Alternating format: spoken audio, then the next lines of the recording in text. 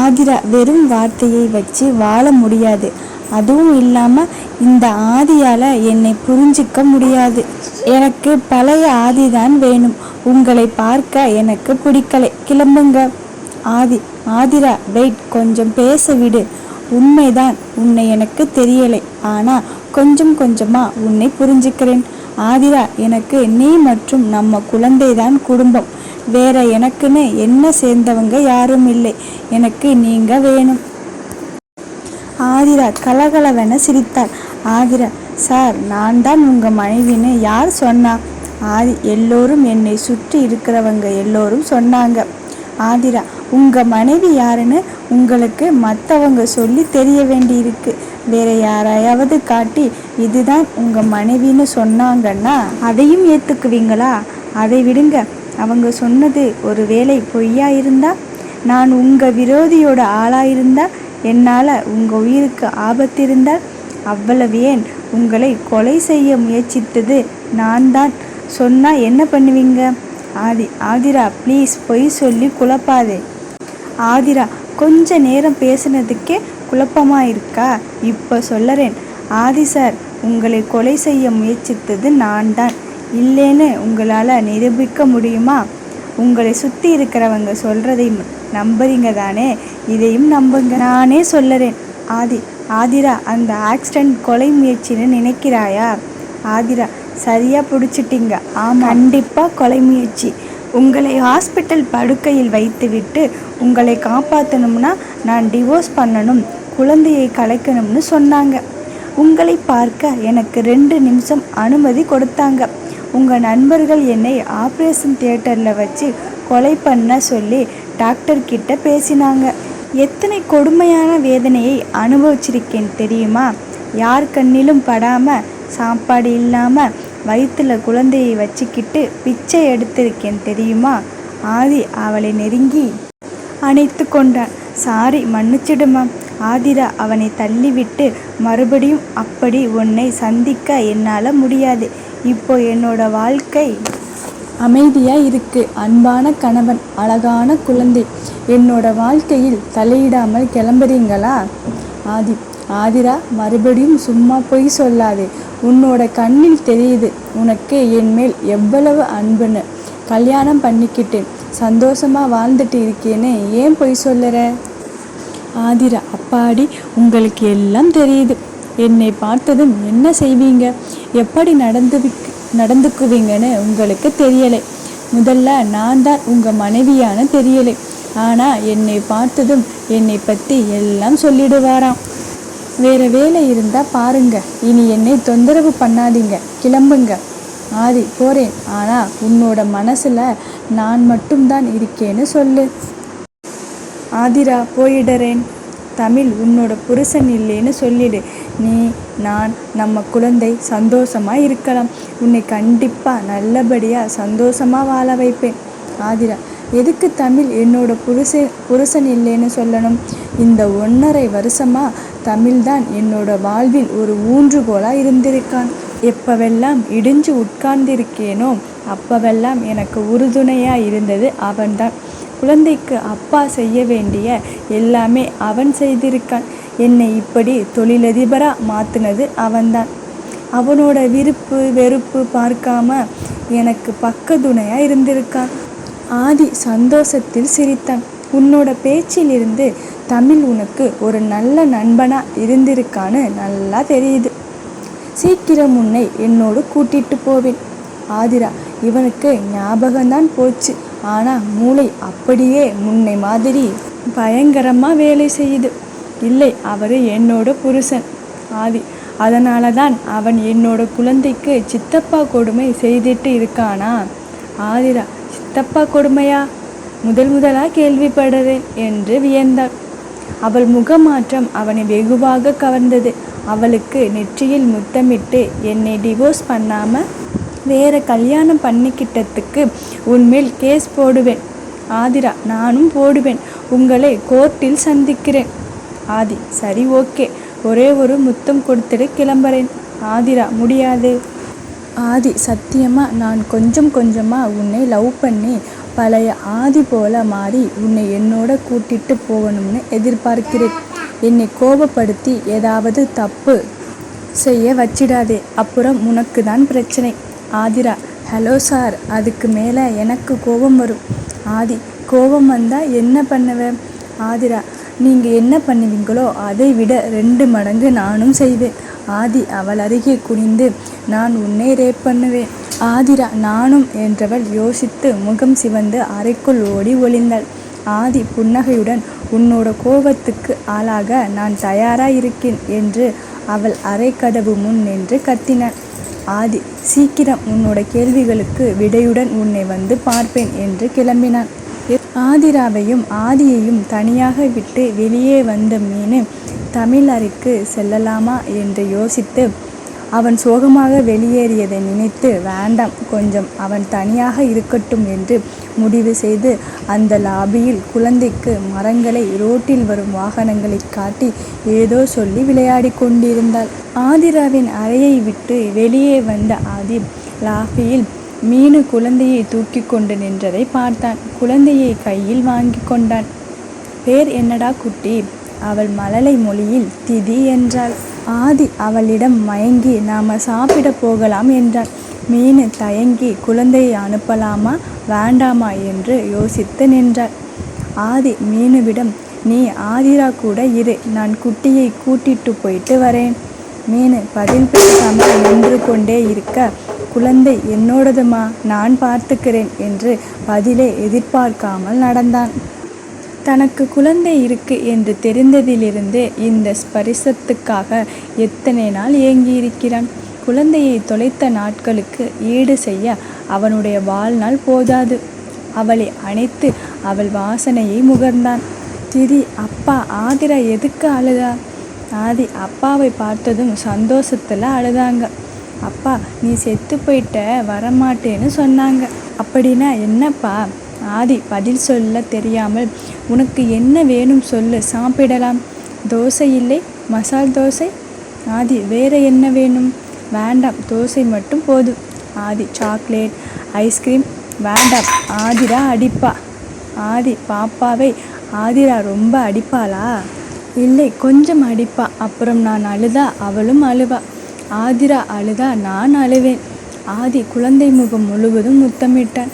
குழந்தைக்கு தோசை ஊட்டிவிட்டான். அவளும் ஆசையாக சாப்பிட்டாள். அப்பா போதும். ஆதி: இன்னும் கொஞ்சம். அப்பாவுக்கு 1 வாய், அம்மாவுக்கு 1 வாய். தமிழுக்கு, மீனுவுக்கு, குருவுக்கு, அம்மாச்சிக்கு, தாத்தாவுக்கு, பாட்டிக்கு, ராணிக்கு, நந்துவுக்கு, கார்த்திக்கு, பீட்டருக்கு, தேவுக்கு, ரஞ்சனுக்கு, பாபுவுக்கு. அவள் சொல்லிய லிஸ்ட் கேட்டு அதிர்ந்தான். ஆதி: போதும் போதும், இத்தனை பேரா? இன்னும் நிறைய இருக்கு. ஆதி: யாருமா இவங்க? சொந்தக்காரங்க. ஆதி ஒரு ஆர்வத்தில்: அப்பாவோட அம்மா பேர் தெரியுமா? எந்த அப்பா? ஆதி தன்னை கை காண்பித்து: என்னோட அம்மா பேர் தெரியுமா? ராணிமா. அவங்க தானே நான் அம்மா வயிற்றுல இருக்கும்போது என்னை காப்பாத்தினாங்க. அதனால் தினமும் அவங்களுக்கு தேங்க்ஸ் சொல்லிட்டு நான் தூங்க போவேன். அவள் வாயில் வந்த வார்த்தைகளில் தாங்க முடியாமல் கண்ணீர் விட்டான். ஆதி அலறான்.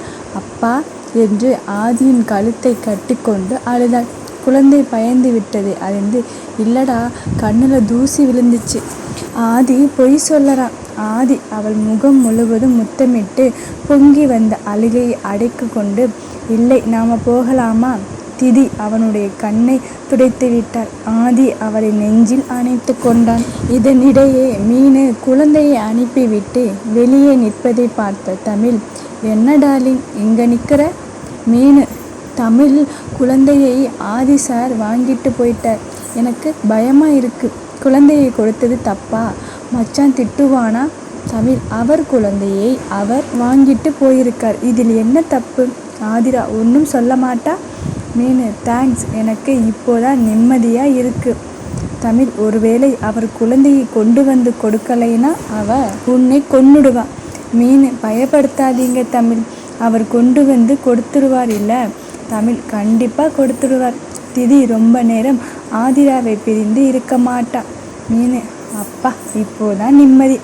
தமிழ்: ஆனால் குழந்தைக்கு ஒருவேளை அப்பா மேல் ஆசை அதிகமாகி அவரோடு இருக்க நினைச்சு அடம் செய்தால் கூட்டிட்டு வரமாட்டார். மீனு கோவத்தில் தமிழ் என்று கத்தினாள். தமிழ் குழந்தை திடீர்னு அழுதால் அவளுக்கு என்ன வேணும்னு அவருக்கு தெரியாதே, அதனால பயந்துட்டு வந்து கொடுத்துடுவார்.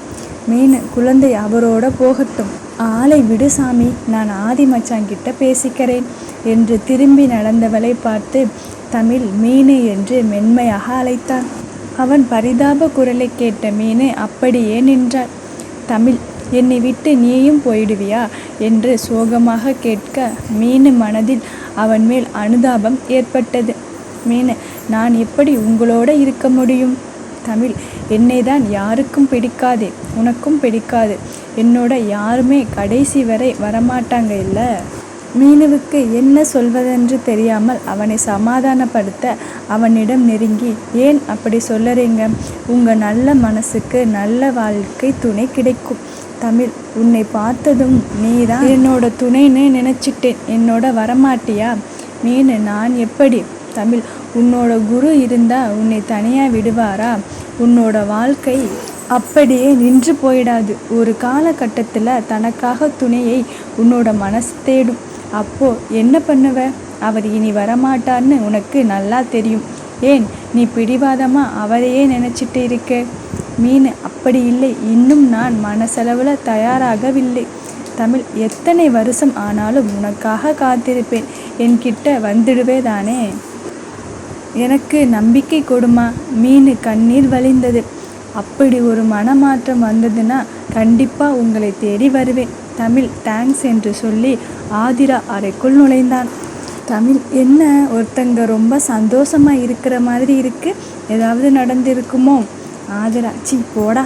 தமிழ், எனக்கு என்னவோ மறுபடியும் நான் அப்பா ஆக போறேன்னு தோணுது என்றவன் வாயை ஆதிரா தன்னுடைய கையால் அடைத்தாள்.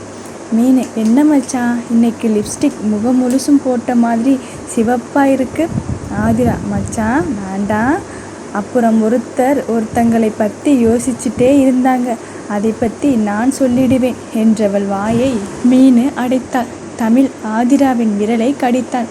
ஆதிரா ஆ என்று கையை உதறினாள். தமிழ் ஆதிராவிடமிருந்து விலகி மீனுவை பிடித்தான். தமிழ், என்னை வெளியே அப்படி கெஞ்சவிட்டு, அம்மனி என்னை பற்றி யோசிச்சுட்டு இருந்தியா? மீனு, இல்லையே. தமிழ் அவளை நெருங்கினாள். மீனு விலகினார். ஆதிரா கண்களை கை வைத்து மூடிக்கொண்டாள். அவளை இழுத்து பிடித்து நெருங்கி அணைத்து ஒரு மாதிரி ரொம்ப நெருக்கமான கிறக்கமாக சூழ்நிலையில் அந்த அறைக்கதவை திறந்து கொண்டு ஆதி நுழைந்தான். அந்த சூழ்நிலையை பார்த்து குழந்தையின் கண்களை மறைக்க தமிழும் மீனுவும் விலகினர். ஆதிரா அதிர்ந்து கண்களை திறந்தார். ஆதிராவை பார்த்து சிரித்து கொண்டே, கொஞ்சம் தப்பான நேரத்தில் வந்துட்டேனோ என்றான். அவனுடைய பார்வையில் கிண்டல் இருந்தது. ஆதிரா ஆதியை பார்த்து முறைத்து தமிழை அவள் அருகே இழுத்து தமிழின் கையை கோர்த்து கொண்டு, என்னோட கணவர் மீனுவின் கண்ணில் தூசி எடுக்க முயற்சித்தார், வேற எதுவும் இல்லை, நீங்கள் தப்பாக நினைக்காதீங்க என்று சொல்லி தமிழ் காலை மிதிக்க, தமிழ் ஆமாம் ஆமாம், என்னோட மனைவி சொல்லறது தான் உண்மை என்று தடுமாறி நின்று மற்றொரு காலால் ஆதிரா மிதித்த காலை தேய்த்து கொண்டான். ஆதி குழந்தையை மீனுவிடம் கொடுத்து, அப்படியா, சரி தேங்க்ஸ் என்று தமிழ் முன் கை குலுக்க கை நீட்ட, தமிழ் ஆதியை பற்றி தெரியாது கை நீட்ட ஆதி தமிழின் கையை கோர்த்து கொண்டு அழுத்தி நசுக்கினான். தமிழ் வலியில் துடித்து சத்தமிட முடியாமல் மனதில் அழுதான். புருஷனும் பொண்டாட்டியும் மாற்றி மாற்றி என்னை காயப்படுத்துகிறாங்களே. ஆதி அவன் கையை மாவு போல் பிசைந்து 5 நிமிடம் கழித்து விட்டான். தமிழ் வலியில் தள்ளி நின்றார்.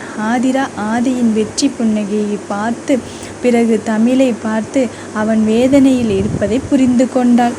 ஆதி அவன் கையை நசுக்கி விட்டான் என்று தெளிவாக தெரிந்தது. ஆதிரா ஆதியின் மூர்க்கத்தனத்தை உணர்ந்து கோபத்தில் அவனை திட்ட கை நீட்ட, ஆதி அவள் கையை பிடித்து இழுத்து அணைத்து அவன் நெஞ்சில் இறுக்கினான்.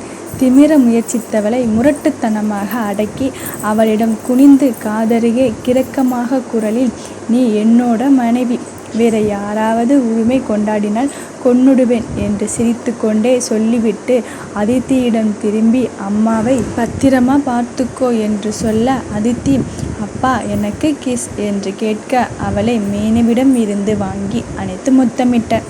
அப்பா உன்னை கட்டுப்பிடிச்சா திதி ஹாப்பி என்றவளை மேலும் கட்டி கொண்டான். தமிழுக்கு விரலை காட்டி மிரட்டி அந்த அறையை விட்டு சென்றான். தமிழ் ஆதி சென்றதும் புருஷனும் பொண்டாட்டியும் என்னை கொன்னுடுவாங்க போல இருக்கு, அதுக்குள்ள நாம கல்யாணம் பண்ணிக்கலாமேன்னு. இவர் பொண்டாட்டியை நான் பார்த்துக்கணும், குழந்தையை வளர்க்கணும், ஆனால் நான் இருக்கக்கூடாது, ஆளை பாருங்க என்று மேலும் ஏதேதோ முணங்கினான். குழந்தையை விட்டு விட்டு ஆதி தங்கியிருந்த ஹோட்டல் நோக்கி சென்றான்.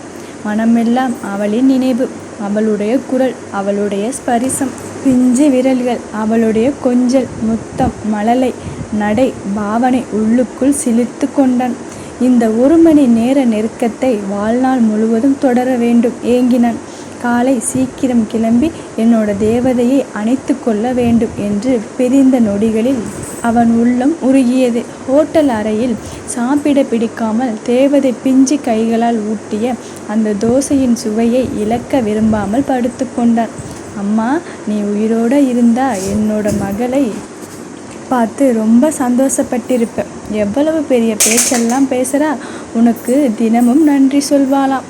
ஏமா அவசரப்பட்டு உயிரை விட்ட? என்னோட குழந்தையை பார்த்து நீ சந்தோஷப்படுறதை நான் பார்க்க கொடுப்பனே இல்லையேம்மா. எவ்வளவு அழகா உன்னோட பேரை சொல்லறா தெரியுமா, ராணி மாமா. ஆனால் என்னோட நீ இருந்த நாளில் நீ என் குழந்தை பற்றி சொல்ல துடிச்சிருப்ப, நான் எப்படி கவனிக்காம விட்டேன். ஏமா ராகவனை கல்யாணம் பண்ணிக்கிட்ட? மனதில் புலம்பிக் கொண்டே தூங்கி போனான். நள்ளிரவில் ஃபோன் அடிக்க ஆதி எடுத்து காதில் வைத்தான். ராகவன் வந்துட்டார். ஹலோ ஃப்ரெண்ட்ஸ், கதை பிடித்திருந்தால் சப்ஸ்கிரைப் பண்ணுங்கள், லைக் பண்ணுங்கள், ஷேர் பண்ணுங்கள். அப்படியே சூப்பர் தேங்க்ஸ் கிளிக் பண்ணுங்கள். தேங்க்யூ.